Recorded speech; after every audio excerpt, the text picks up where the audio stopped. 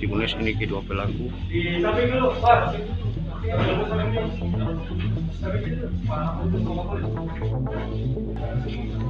dimulai sebentar lagi segera berikan rilis. Dia temuan di kafe.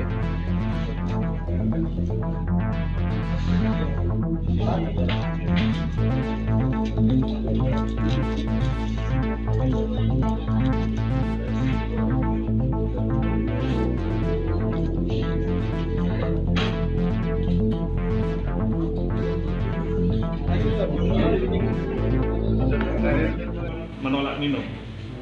Ya disitulah jadi awal mula terjadinya kesalahpahaman di dalam kamar tersebut yang berujung dengan penganiayaan di Jembatan Merah Putih. Jadi di dalam kamar tidak terjadi penganiayaan. Pak Kapolres tidak ada niat lain. Tidak ada siapa yang niat. ajak korban untuk minum, Pak? Apakah kedua tersangka ini? Terus siapa yang siapkan minuman itu, Pak? Jadi untuk minum ini inisiatif dari mereka bersama. Ya, jadi korban juga seorang peminum juga. Memang biasa minum dengan mereka ini. Dan berteman lama. Dan tetangga di sekitar rumah korban juga mereka. Pak Kapolres, Apakah sementara saat itu Pak tidak akan niat lain? Jadi kita dalamin, yang jelas berdasarkan keterangan pelaku melakukan penganiayaan terhadap korban berdua, korban jatuh, kemudian setelah korban dilihat tidak bergerak, mereka berinisiatif untuk menghilangkan jejak tadi.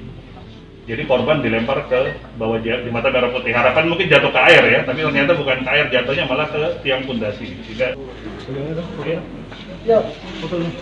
ya. Oke.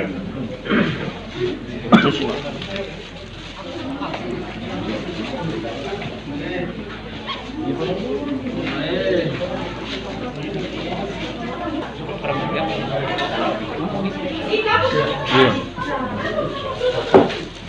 Jadi ini tambahan ini ya. Jadi ini ada kunci ini kenapa dijadikan alat bukti ini, petunjuk ini karena salah satu pelaku untuk melakukan penganiayaan terhadap korban. Jadi kunci ini dimasukkan di sela jarinya, kemudian dilakukan untuk melakukan penganiayaan terhadap korban. Menggunakan kunci sepeda motor itu. Sehingga kita jadikan sebagai bukti petunjuk.